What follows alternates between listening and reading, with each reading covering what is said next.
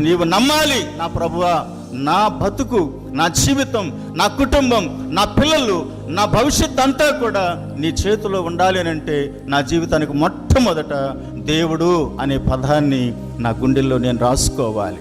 హల్లెలూయా. నీ బిడ్డలతో నువ్వు మాట్లాడి మాట, నీ భార్యతో ఈ మాట నువ్వు మాట్లాడు. ఒక సహోదరిగా ఉంటే నీ భర్తతో నీవు ఈ మాట మాట్లాడు, తల్లితో మాట్లాడు, తండ్రితో మాట్లాడు, అన్నదమ్ములతో మాట్లాడు. బాబు, మనం దేవుని కలిగిన వారిని. అంత గొప్ప దైవజనుడు దావీదు అంటున్నాడు కుమారుడితో, నీ దేవుడైనా. అంతేనండి, దేవుణ్ణి అధికముగా ఆరాధించే వాళ్ళు దేవుని చూపిస్తారు. ఈ లోకంలో దేన్నన్నా చూసేవాళ్ళు దాన్ని చూపిస్తారు. దావీదు అంతగా ఎదగడానికి, దావీదు అంతగా చక్రవర్తిగా పేరు తెచ్చుకోవడానికి ఒకటి దేవుణ్ణి వదలకుండా పట్టుకున్నాడు. ఇప్పుడు అదే దేవుణ్ణి ఎవరికి చూపిస్తున్నాడు? తన కుమారుడైన సొలొమోనుకు చూపిస్తున్నాడు. మన బిడ్డలకి, మన కుటుంబానికి మనం ఎవరిని చూపించాలి చెప్పండి? చూపిస్తున్నారా?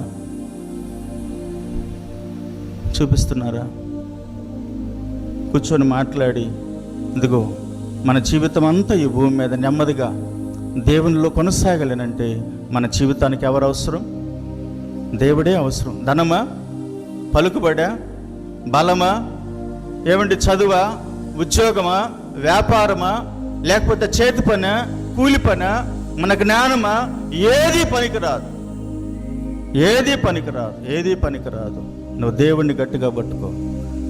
దేవుణ్ణి మన జీవితానికి చెప్పాలంటే ఒక కేంద్ర బిందువుగా, దేవునికి తగిన వారంగా, దేవునికి అనుకూలమైన వారంగా. అందుకే నేను లేఖనాన్ని చదువుతున్నప్పుడు సొలొమోనుతో ఆయన మాట్లాడుతూ ఉన్నాడనంటే, సొలొమోను జీవితం మీద దేవునికి దావీదుకున్న హృదయ అభిలాష ఎంత, ఆ భవిష్యత్తు ఎంత. ఈరోజు ఇక్కడ చేరిన వారందరూ సొలొమోను అయితే, ఇక్కడున్నటువంటి ఆధ్యాత్మికమైనటువంటి కాపరికి ఒక గుండెల్లో ఒక మంట ఉంటుంది.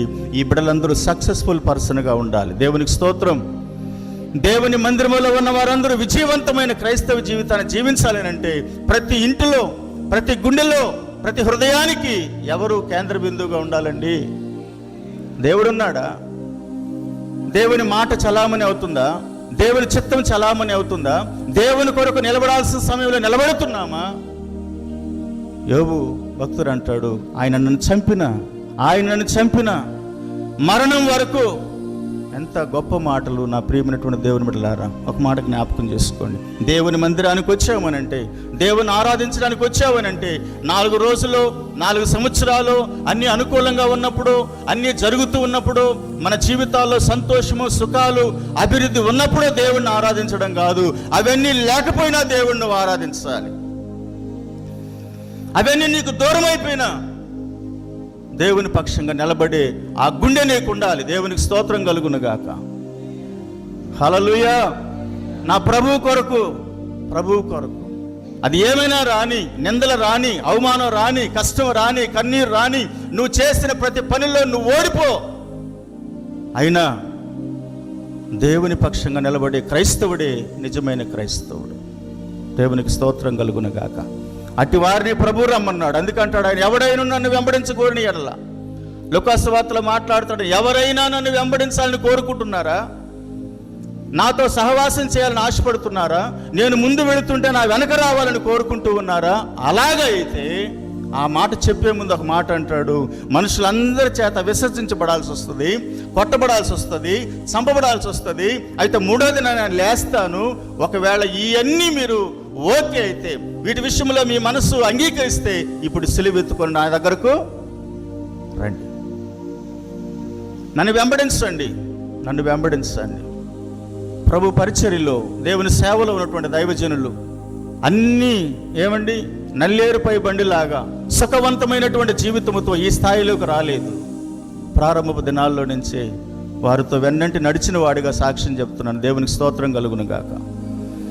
ఆ మొదటి దినాల్లో ఆ పరిస్థితులన్నిటిలో ఆ అడుగులు గమనించిన వాడిగా సాక్ష్యం చెప్తున్నాను.